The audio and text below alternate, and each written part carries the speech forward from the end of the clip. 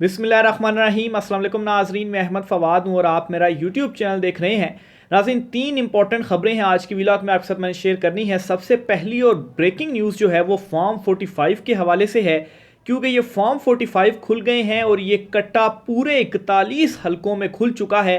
अहम तरीन और एक्सक्लूसिव डिटेल्स आपके साथ में शेयर करूँगा। 41 हलकों के हवाले से इलेक्शन ट्रिब्यूनल से, लाहौर हाई कोर्ट से एक बड़ी डेवलपमेंट सामने आई है। तफसीलात आपके साथ मैंने शेयर करनी है। दूसरे नंबर पर नाजरीन, हकूमती इत्तेहाद इस वक्त तहस नहस हो चुका है। हकूमती इत्तेहाद इस वक्त टूट चुका है। इस पर भी कुछ तफसीलात हैं, अंदरूनी कहानी क्या इस वक्त चल रही है वो आपके साथ शेयर करनी है। और आखिर में नाजरीन, ताकतवर हलकों की जो सारी प्लानिंग है वो ना सिर्फ गड़बड़ हो रही है बल्कि गड़बड़ हो चुकी है। और इस वक्त इकरार किया जा रहा है कि सब कुछ करने के बावजूद इमरान खान के अगेंस्ट हमें शिकस्त हुई है। इमरान खान साहब की हैरान कुन वापसी के हवाले से भी अहम तरीन तफसीलात आज की व्लॉग में आपके साथ में शेयर करूंगा। सबसे पहले तो नाज़रीन, फॉर्म 45 वाले मामले के ऊपर मैं आता हूं। फॉर्म 45 के मामले के ऊपर लाहौर हाई कोर्ट में इलेक्शन ट्रिब्यूनल सबसे पहले बना था, लेकिन इलेक्शन ट्रिब्यूनल जो साबिक चीफ जस्टिस से अमीर भट्टी साहब, सिर्फ 2 जजों पर मुश्तमिल उन्होंने ये ट्रिब्यूनल बनाया था और उस वक्त सवाल उठा था, बल्कि ये कहा गया था कि अब पस्से पुश डाल दिया गया है फॉर्म 45 और फॉर्म 47 वाला मामला, क्योंकि 2 जजेस हैं और 2 जजेस तो फैसला करते करते ये तो सालों लग जाएंगे, तो कैसे फैसले होंगे और कैसे पाकिस्तान तहरीक इंसाफ जीतेगी। लेकिन एक तो इसमें बड़ी डेवलपमेंट कल भी मैंने आपके साथ शेयर की थी कि 6 मजीद जजेस अपॉइंट हुए हैं, नॉमिनेट हुए हैं और कुल 8 जजेस पर मुश्तमिल ये इलेक्शन ट्रिब्यूनल बन चुका है।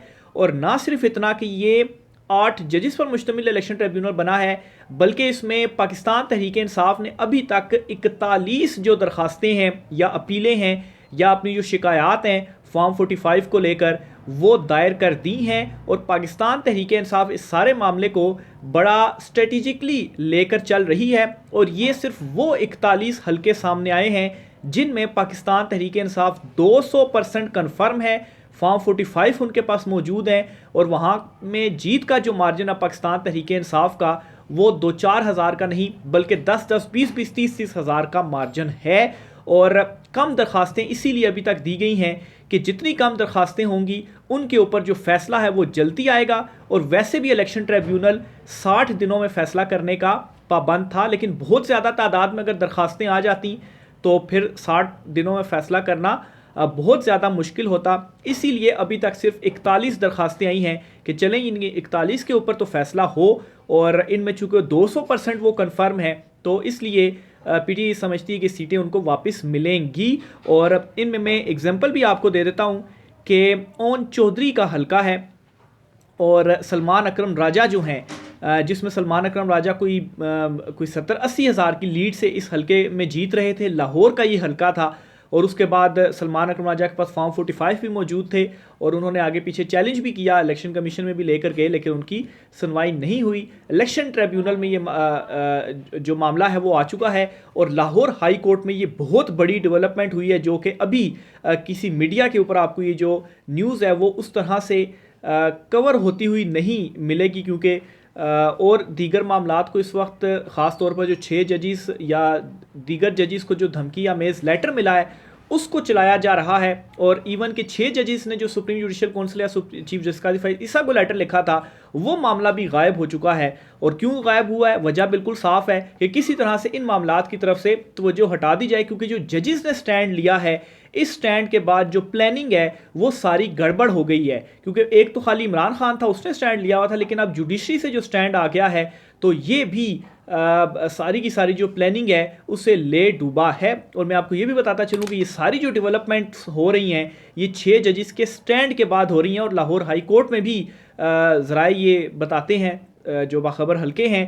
कि वहाँ पर भी जजेस की जानिब से जो कंसर्न्स हैं वो मौजूद हैं और वहाँ से भी जल्द लावा फटेगा। देखा सिर्फ इस वक्त ये जा रहा है कि इन 6 जजेस के मामले के ऊपर क्या होता है, क्योंकि नोटिस वगैरह और समाअत सुप्रीम कोर्ट में चल रही है। तो नंबर 1 तो ये एक अच्छी खबर थी पाकिस्तान तहरीक इंसाफ के लिए। फिर दूसरे नंबर पर मुस्लिम लीग नून ये बयानिया बनाने की कोशिश की जी कि केपी में भी धांधली हुई और केपी में भी हम नतायज चैलेंज करेंगे। और केपी में भी फॉर्म 47 और फॉर्म 45 का नून लीग ने बयानिया पीटीआई वाला बनाने की कोशिश की, लेकिन वो बयानिया बुरी तरीके से पिटा, वो चल नहीं सका। और केपी में जो इलेक्शन ट्रिब्यूनल बने हैं, कोई सिंगल पिटीशन नून लीग की तरफ से, पीपल्स पार्टी की तरफ से या मौलाना फजल रहमान वाली जमात की तरफ से सामने नहीं आई जी कि हम इलेक्शन ट्रिब्यूनल में चैलेंज करें कि ये हल्का तो हम जीते थे और इसमें फॉर्म 47 के नतायज के मुताबिक पीटीआई जीत गई। तो वहाँ पर इनकी पिटीशंस नहीं आई, यानी कि ये खुद एक्सेप्ट कर रहे हैं, बल्कि इन्होंने कर लिया एक्सेप्ट के और इनके अंदर से खैर आवाज़ें भी जावेद लतीफ़, राना सनाउल्लाह जो गुफ्तगू कर रहे हैं लास्ट व्लॉग में, इससे रिलेटेड भी तफसीलात से मैं बता चुका हूँ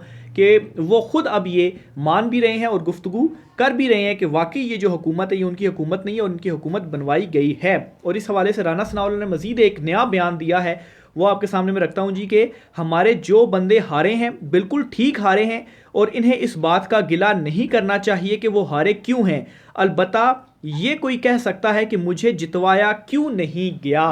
तो ये राना सनाउल्लाह है जो कि ये इकरार करते हैं। पहले यही नून लीग थी जो कहती थी जी कि नहीं जी ये फॉर्म 45 फॉर्म 47 वाला जो इस टाइम बयानिया बनाया जा रहा है पीटीआई की तरफ से, तो उनके भी हल्के खोले जाए। तो पीटीआई ने तो कह दिया कि आएँ और खोलें, और अब ये बिल्कुल उससे उलट बात करेंगे। जो हारे हैं वो बिल्कुल ठीक हारे हैं, उन्हें ये नहीं उन्हें गिला नहीं करना चाहिए कि वो क्यों हारे हैं। अलबत्ता वो ये कह सकते हैं कि उन्हें जितवाया क्यों नहीं गया। तो इनडायरेक्टली राना सनाउल्लाह भी ये इकरार कर रहे हैं कि बहुत सारे लोगों को फॉर्म 47 के ज़रिए जितवाया गया है मुबैना धांधली करके। ये राना सनाउल्लाह का बयान है जो कि मैं आपके सामने रख रहा हूँ। इत्तेहादी जो है ऑलरेडी उनमें फूट पड़ चुकी है।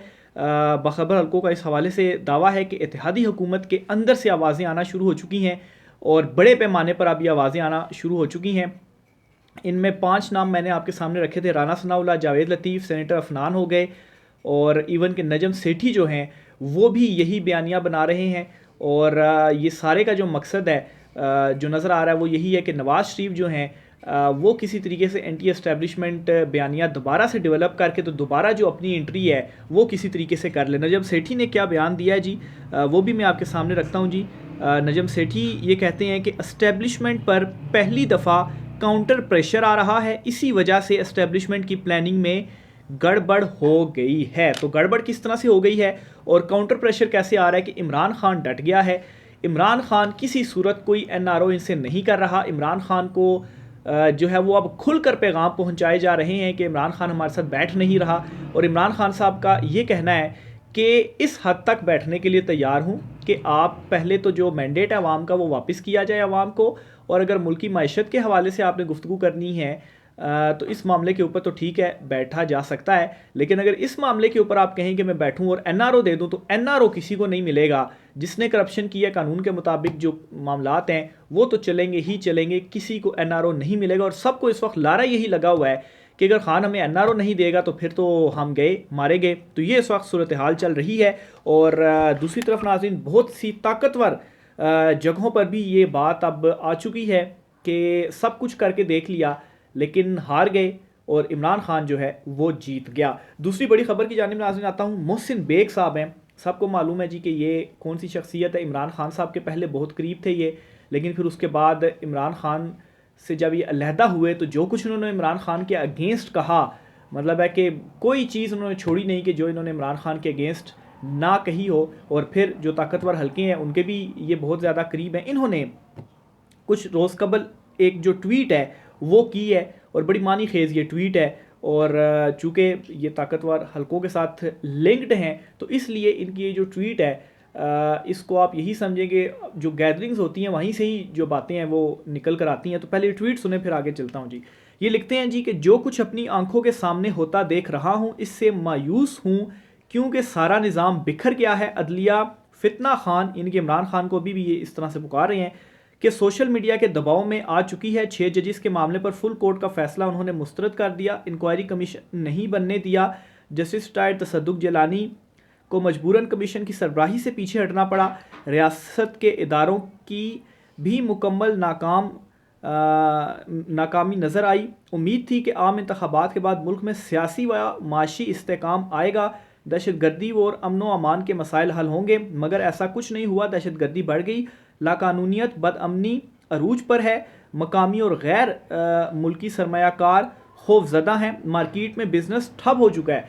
यानी कि आप ये समझ लें कि इसमें एक इकरार है कि खान साहब के साथ जो कुछ भी हुआ उसके बाद समझा ये जा रहा था कि सब कुछ अब ठीक हो जाएगा, लेकिन अब सूरत हाल ये बन चुकी है कि सब कुछ ना सिर्फ बिखर चुका है बल्कि जो बैरूनी सरमायाकार हैं वो भी नहीं आ रहे, वो खौफजदा हैं और बिजनेसेस इस वक्त पाकिस्तान में ठप हो चुके हैं, हो रहे हैं। सोशल और कौमी मीडिया पर एक अफरा तफरी का माहौल नज़र आता है।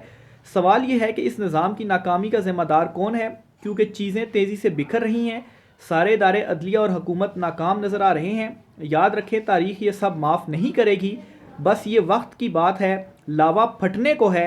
ये भी कह रहे हैं कि लावा फटने को है, यानी कि अभी ये जो आपने हालात मामलात देखे हैं, ये तो लावा कुछ जगहों पर फटा है, अभी बड़ा लावा जो है वो फटेगा। और इस वक्त आप यूँ समझें कि रमज़ान और ईद है, इस वजह से मामलात उस तरह से नज़र नहीं आ रहे होंगे, लेकिन ईद के बाद आप देखेंगे कि लावा भी फटेगा। इमरान खान साहब तो वैसे भी तहरीक या जलसे वगैरह उन्होंने अनाउंस किए हुए हैं, ग्रैंड अलाइंस बनाया हुआ है, मौलाना फजल रहमान भी इसी वजह से ईद के बाद निकल रहे हैं कि लावा मज़ीद फटेगा, क्योंकि 25 करोड़ आवाम के सब्र का पैमाना लबरेज हो चुका है। जिस दिन ये अवामी लावा फट गया तो याद रखें, ना तो कोई इदारा बचेगा, ना ही ये निज़ाम वापस आएगा।